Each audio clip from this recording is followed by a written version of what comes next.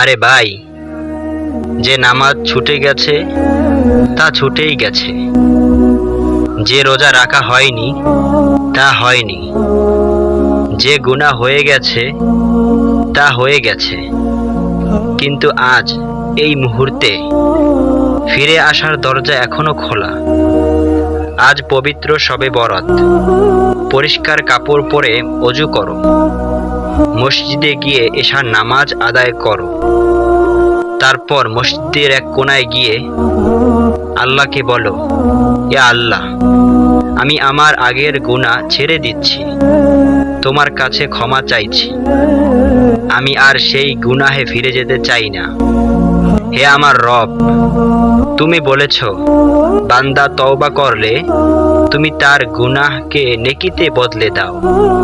এই পবিত্র রাতের উসিলায় আমাকে মাফ করে দাও, আমিন। আর আজকের এই কথাটা আপনার জন্য। ধন্যবাদ।